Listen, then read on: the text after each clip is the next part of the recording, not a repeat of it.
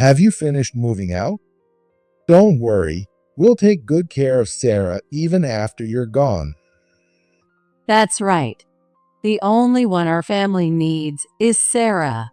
An over 40 useless wife like you should just get lost. With grins on their faces, my in-laws said this to me. They must think their long-held wishes are finally coming true. However, I pretended not to notice their intentions, gave a polite farewell, and left their house. 3 years have passed since then. I now live near my ex-in-laws' house, where Sarah is, quietly believing in my daughter and waiting for the day to come. And finally, the moment I had been waiting for arrived. It came in the form of a flurry of calls from my ex-mother-in-law to my phone. Emily, how could you? Why did you hide this from us? She was screaming hysterically, almost losing her mind. Honestly, I had been looking forward to this call. I kept my composure and responded calmly. Yes, what are you talking about? I already knew exactly what she wanted to say, but I deliberately feigned ignorance to stir up more anxiety. My name is Emily, 43 years old, and I work as a nurse. When I was 21, I caught the attention of the hospital director's son where I worked, and we began dating in secret. Before long, I became pregnant with his child.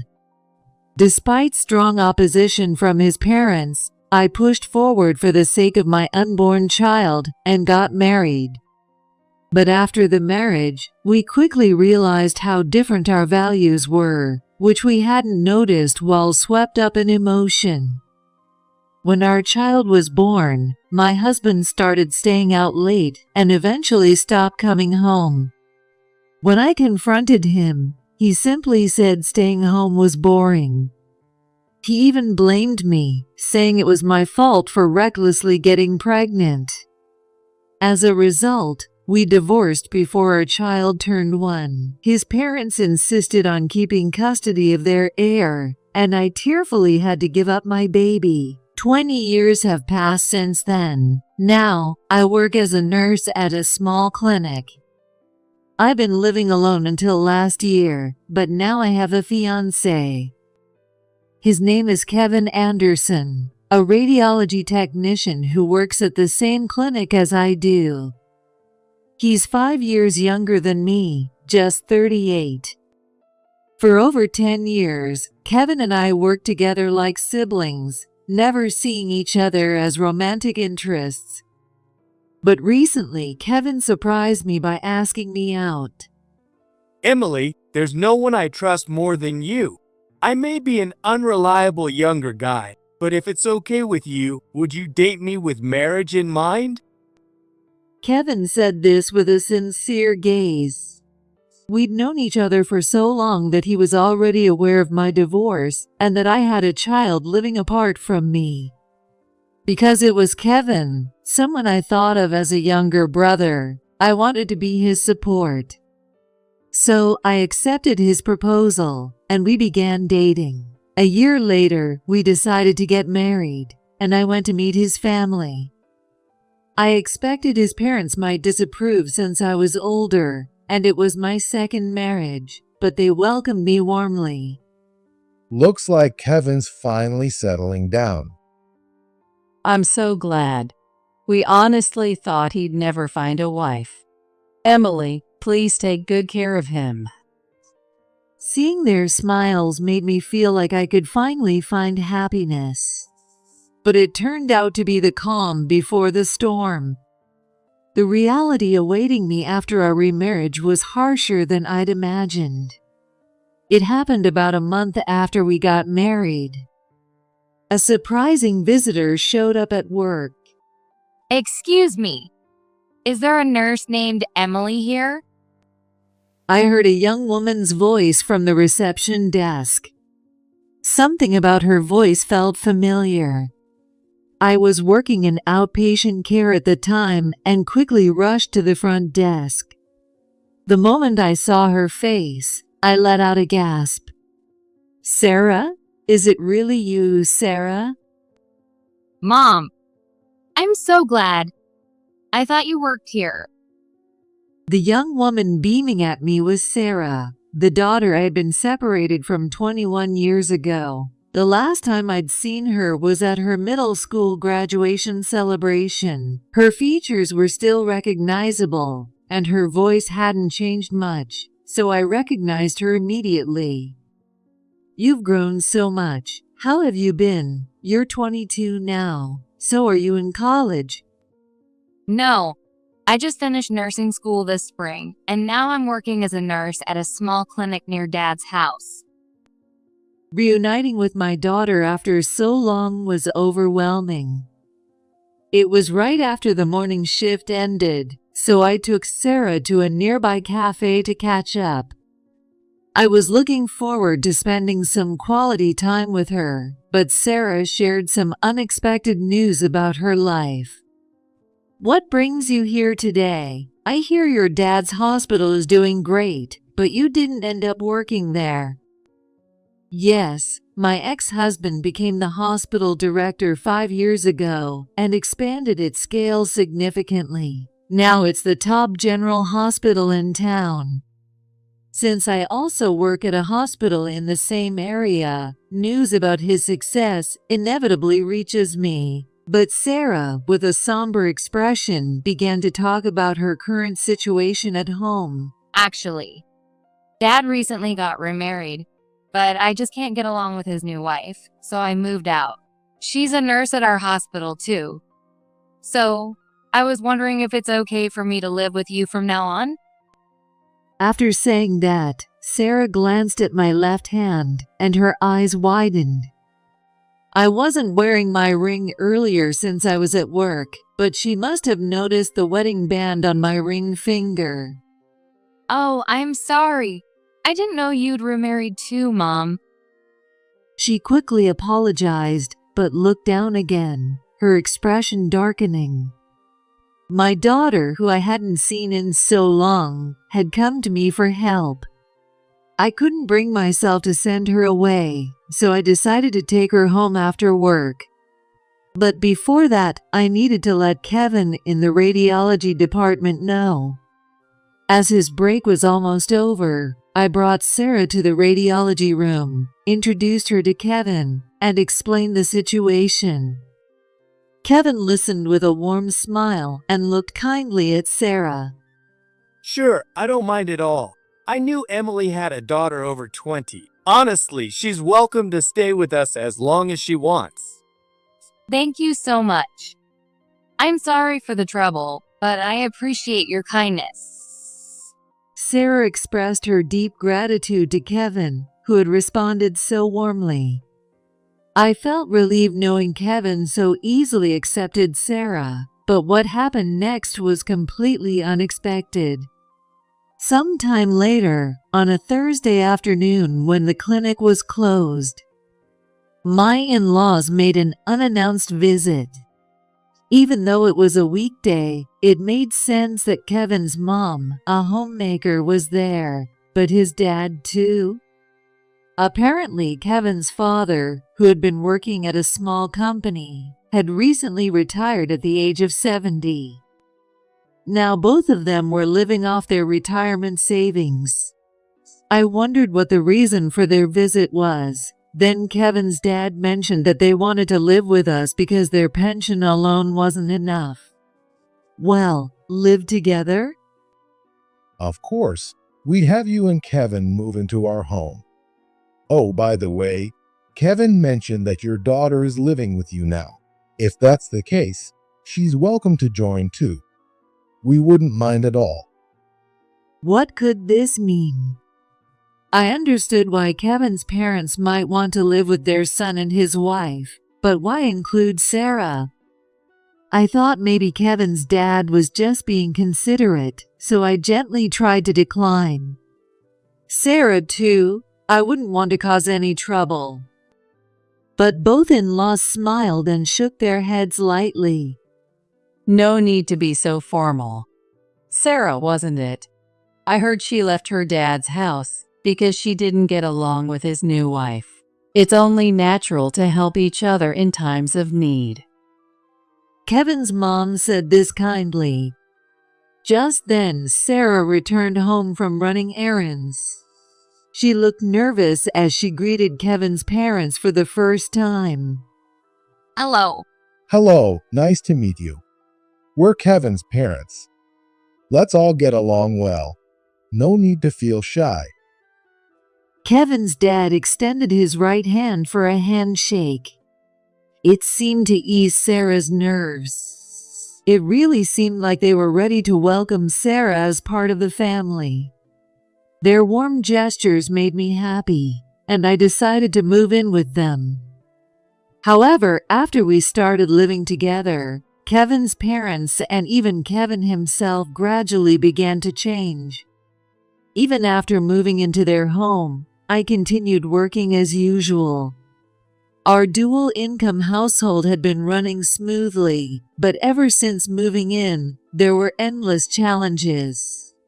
For one, Kevin's retired father was home all day, and I was now expected to prepare 3 meals daily for everyone. This meant prepping lunch before heading to work and making dinner ahead of time. On top of that, their house was quite old and large, requiring a lot of cleaning and maintenance. Kevin's dad seemed to think it was only natural for the daughter-in-law to handle all the household chores and didn't seem to mean any harm. To make matters worse, Kevin's mom declared that since I was the lady of the house, she started taking part-time jobs, almost as if to escape from the household responsibilities. Honestly, instead of her being considerate in this way, it would be more helpful if she stayed home and looked after Kevin's dad. Saying there's no need for 2 homemakers, Kevin's mom ended up dumping all the household chores on me. However, seeing me struggle, Sarah often helped out. Everyone in the family treated Sarah with kindness. While Kevin's parents ate my cooking without much reaction, they genuinely seemed to enjoy the meals Sarah prepared.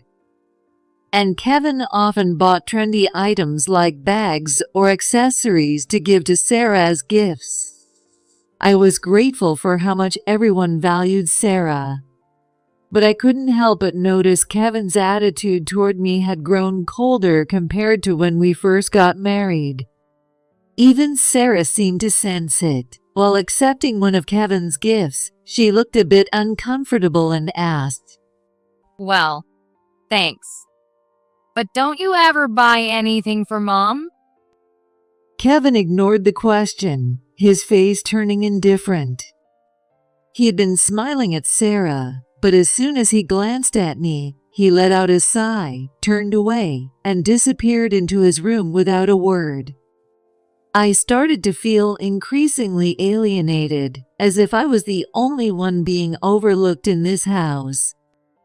Still, I convinced myself to endure it, thinking this was a generous family that had accepted my daughter.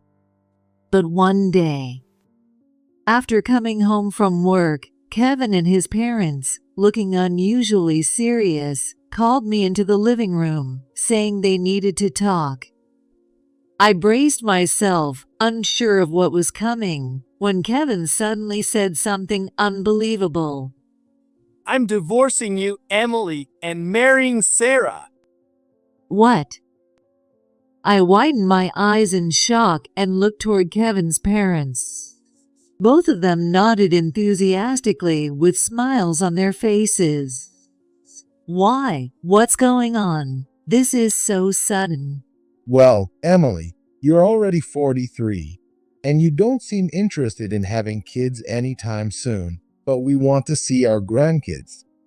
So, wouldn't it make more sense to have a younger wife who can give us children? Exactly.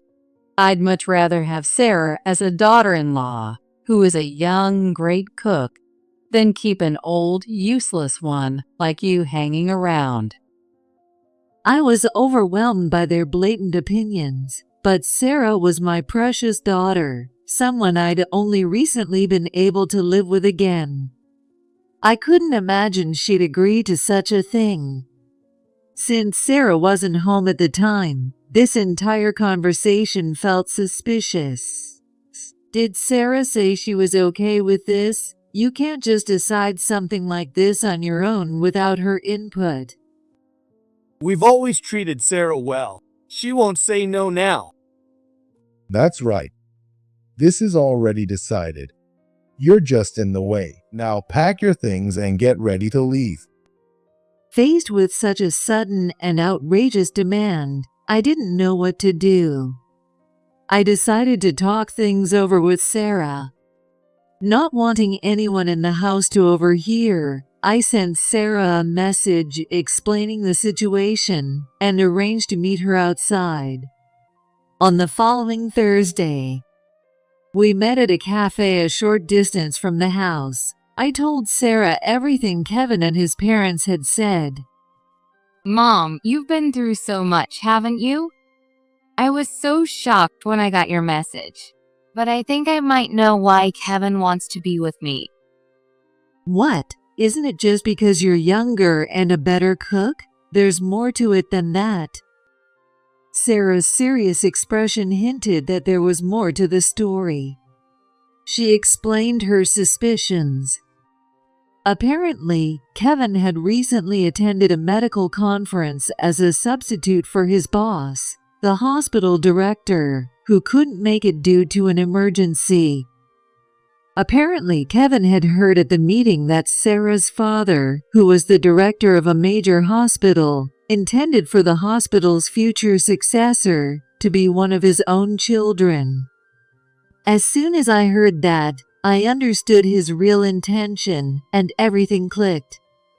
It seemed Sarah had come to the same conclusion. With that in mind, Sarah made an unexpected proposal. For now, I'll agree to marry Kevin, but only under certain conditions. She explained the conditions in detail, and while I worried they were risky, but Sarah had developed a meticulous plan and seemed confident in her chances of success.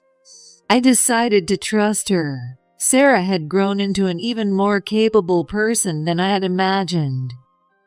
Not long after, Sarah accepted Kevin's proposal, but only under her specific terms.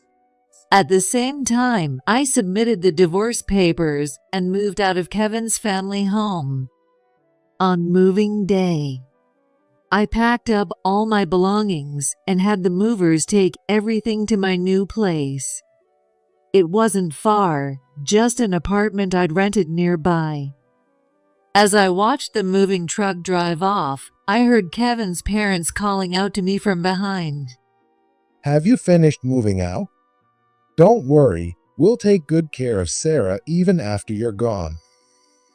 That's right. The only one we need in this house is Sarah, an over 40, useless wife, like you should leave already. Kevin's parents said this with smirks on their faces. They must have thought their long-held wish had finally come true. But I pretended not to notice their intentions and responded politely. Well then, I'm heading to my new place. Thank you for everything during my short stay. With those parting words, I left their home. 3 years have passed since then. Although I still live near Sarah and my former in-laws, I quietly trusted my daughter and waited for the right time. Finally, the moment I'd been waiting for arrived. It started with a barrage of persistent calls from my ex-mother-in-law to my phone. Since I was at work, I initially ignored them, but the calls were so relentless that I finally picked up. The moment I did, she started yelling hysterically. Emily, how could you? Why didn't you tell us? I had been waiting eagerly for this call, so I calmly responded. Yes, what is this about? Though I knew exactly what she wanted to say, I pretended not to know. My ex-mother-in-law raised her voice even louder. Don't act dumb. Kevin endured for 3 whole years. And now this. So, what are you trying to say? Please be clear. Feigning ignorance, I was pushing her to reveal her true intentions. It's about your former in-laws. Why isn't Sarah the heir? We were told the hospital director's child would take over. Oh, are you talking about that general hospital? The director there is my ex-husband, but the true successor is his sister. What? Then, the child of the director isn't the heir? Her voice started trembling. That's right. The successor is my ex-husband's sister's son. He's 5 years older than Sarah, and a respected internist who graduated from medical school. Hearing my response, my ex-mother-in-law seemed utterly disheartened. Who became the hospital's successor had nothing to do with her, but she still seemed distressed. By the way, what do you mean by saying Kevin endured for 3 years? What exactly did he endure? Of course, I already knew about it from Sarah. Still, I pretended to be clueless and asked, causing my ex-mother-in-law to falter and hesitate. So you have nothing to say in return, huh? Then let me explain. By 3 years of patience, you mean Kevin waited that long to get married, right? But wasn't it obvious that Kevin never actually loved Sarah in the first place? Oh, no, that's not true. Her sudden panic made me smirk as I pressed further. So I was right, wasn't I? Both Sarah and I knew all along. That's why Sarah agreed to the marriage, but set the condition that Kevin had to wait 3 years. And Kevin didn't even flinch because he thought waiting was worth it as long as money would come his way. Isn't that right, Kevin? And you too as well. What nonsense. Stop accusing us unfairly. My ex-mother-in-law tried to deny it, but I wasn't buying it. Here's the truth behind Sarah's proposal. Kevin wanted to marry Sarah because he mistakenly believed she was the heir to the town's top general hospital. He thought marrying her would automatically make him the heir, allowing him to take over the hospital effortlessly as a son-in-law. Sarah could have easily avoided the marriage, but predicted that Kevin would relentlessly pursue her if she outright rejected him. So she pretended to agree to the marriage, but set the condition that he had to wait 3 years. Her reasoning was to test whether Kevin, who had quickly moved on to another woman after his divorce, would genuinely cherish her. During those 3 years, she also requested to be treated not as a fiancé or lover, but as a daughter of the household. She added that she would only marry him if she truly felt comfortable with the family during that time. If even one condition wasn't met, she made it clear that there would be no marriage. Kevin easily agreed to these terms. At the time, while my ex-mother-in-law had worriedly about Kevin, the ex-father-in-law reportedly asked him to endure it. Since the ex-father-in-law had received a small retirement package from working at a small business, he seemed desperate for his son to marry into wealth. Because of this, Sarah had been treated with exceptional care by the family during those 3 years. But then came what happened afterward. Sarah told me everything. After 3 years, your family visited her father to formally introduce yourselves, didn't you? And then the director told you that Sarah wasn't the hospital's heir. That must have been quite the shock, huh? When I asked this, my ex-mother-in-law responded tearfully. Of course, it was a shock. What are we supposed to do now?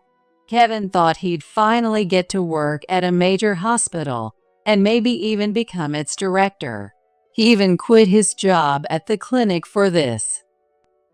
Yeah, I know. I left that clinic when we divorced 3 years ago, but I've heard everything from my former colleagues. Anyway, in a small town like this, medical gossip travels fast. As I chuckled and replied, I suddenly heard the sound of a car braking outside. I could also hear the same sound through the phone. I knew this would happen. Before my ex-mother-in-law called, Sarah had messaged me.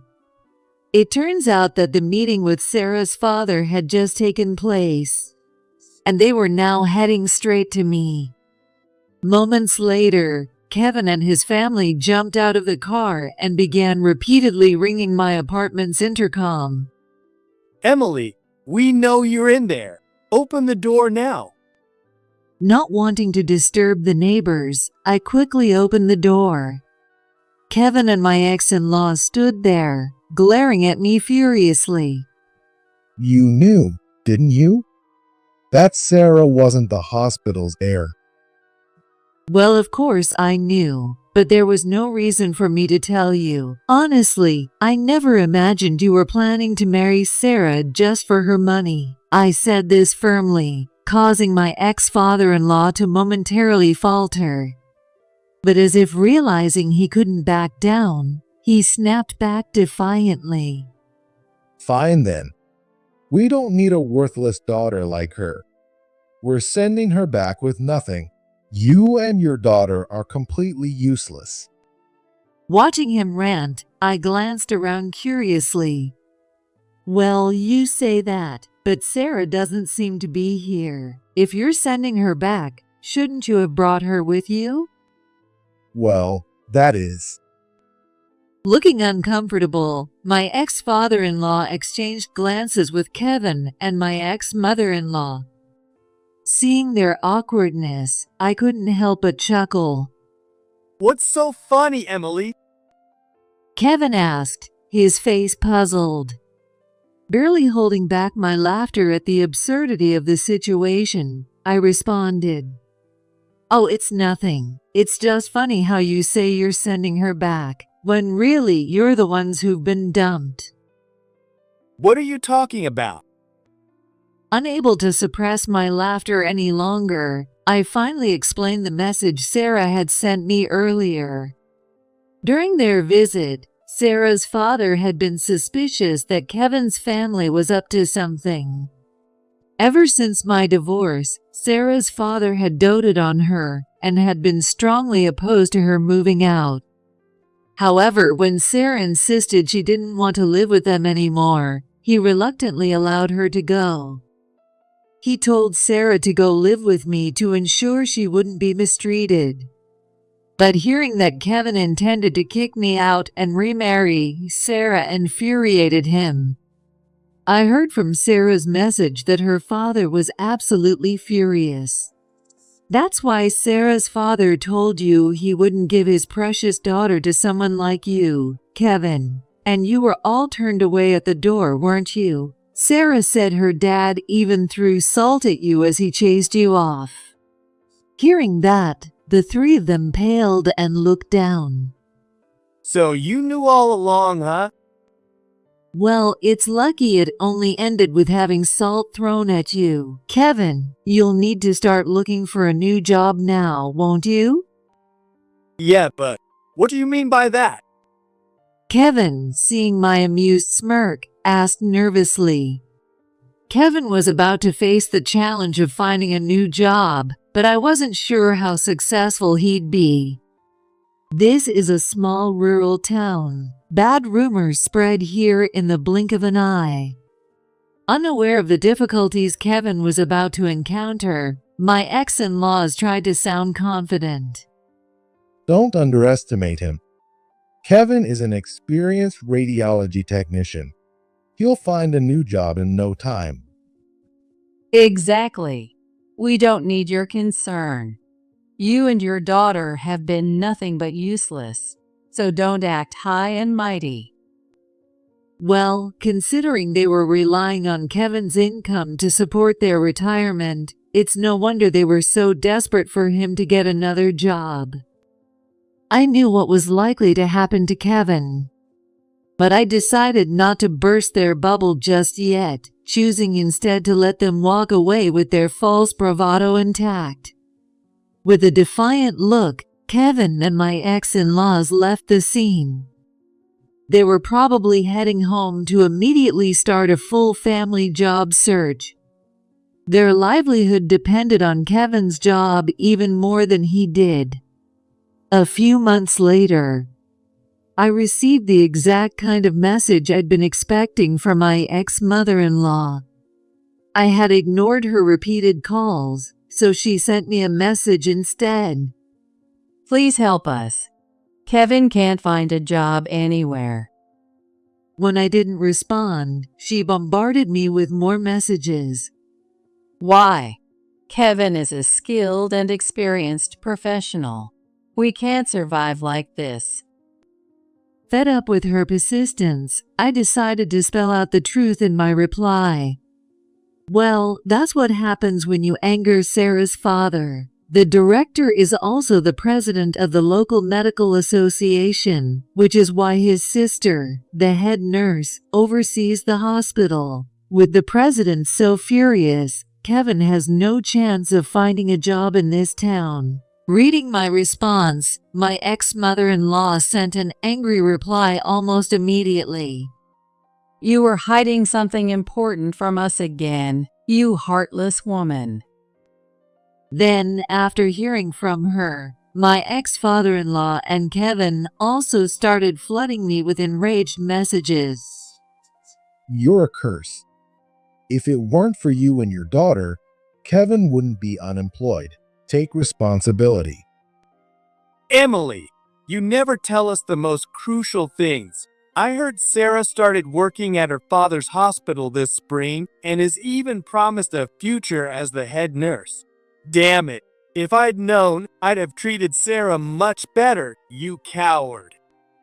Yes, Sarah had started working at her father's general hospital in April. Previously, she had been gaining experience at a small, understaffed private clinic her father had introduced her to. This was all to prepare her for becoming a head nurse someday. But if I had told Kevin, he would have gone to great lengths to marry Sarah, even without love. And Kevin's money-hungry parents wouldn't have stayed quiet either. After my divorce, I'd heard from neighbors that my ex-father-in-law, despite his meager salary, would go out drinking almost every night. Meanwhile, my ex-mother-in-law, a homemaker, was often seen buying luxury items when she went into town. With their reckless spending, it's no surprise they ended up desperate for money. They likely would have done anything to ensure Kevin married Sarah. But I wasn't going to let that happen, so I firmly replied to their messages. Fine, call me heartless, or a curse if you like. If my daughter and I are such a burden to you, then let's cut ties once and for all. Sorry for being so useless to you. Best wishes to the three of you.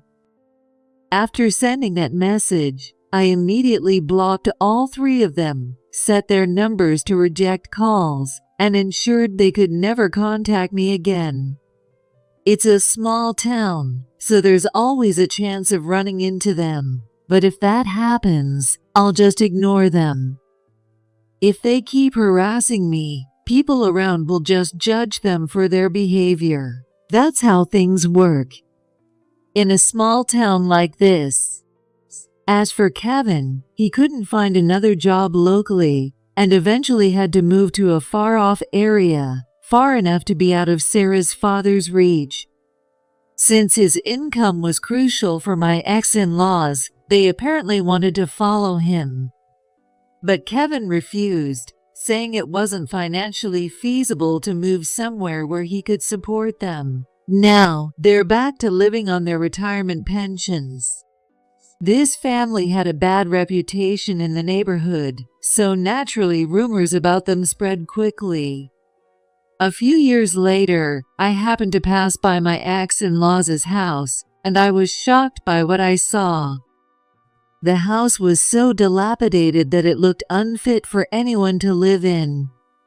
When I asked a neighbor, they told me the house was nearly 100 years old and in such bad shape that it couldn't even be sold. The cost of demolishing it would be higher than simply abandoning it. I remembered the leaky roof and creaky floors from when I lived there. However, the room I stayed in with my ex-husband had been renovated, making it just clean enough to be livable. The bathroom and toilet had also been upgraded, making them usable, though the rest of the house was inconvenient. Even when Sarah stayed there as a daughter of the house for 3 years, she was given a renovated room to live in. But now my ex-in-laws were older, with limited mobility, and they likely couldn't keep up with the cleaning. The neighbor said the house was increasingly surrounded by rubble, with a foul smell emanating from it. The local government had reportedly warned them to clean up, but they ignored it entirely. Complaints from the neighbors kept piling up, and eventually, no one wanted anything to do with my ex-in-laws. Unable to bear the smell, they supposedly snuck out of the house late at night. "Oh, so that's what happened," I muttered to myself. A medical acquaintance of mine had mentioned that Kevin had recently been fired from his new job. Apparently, he was constantly causing disturbances by yelling late into the night in the company's housing. Yelling alone seemed odd, but it was likely his parents had shown up uninvited. The housing was meant for one person, so allowing them to stay would have violated the rules. I imagine Kevin tried to kick them out, leading to nightly fights that disturbed the neighbors.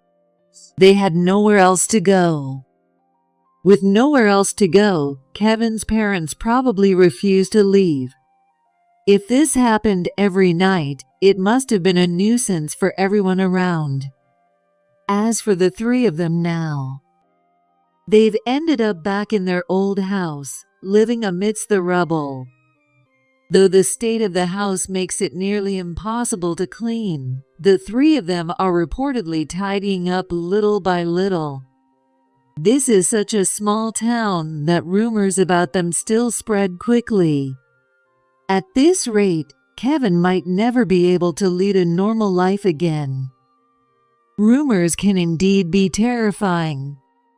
Now that everything is behind me, I'm enjoying a peaceful life in the neighboring town with Sarah.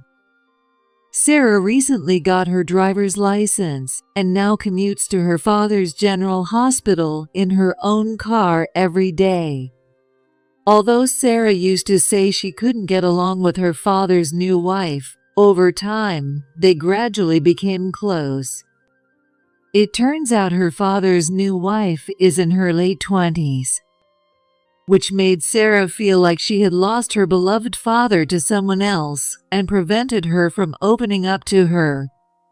However, her stepmother turned out to be a kind person. After Sarah started working at her father's hospital, her stepmother made an effort to approach her gently. Since they're close in age, they discovered they're fans of the same artist and even planned to attend a concert together. Sarah happily shared this news with me.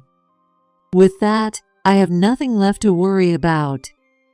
Even though I've failed at marriage twice, I plan to enjoy life with Sarah for the time being.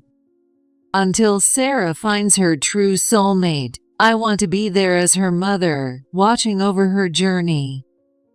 With these thoughts, tonight I'll enjoy a cozy dinner with Sarah, sharing drinks and laughter as mother and daughter,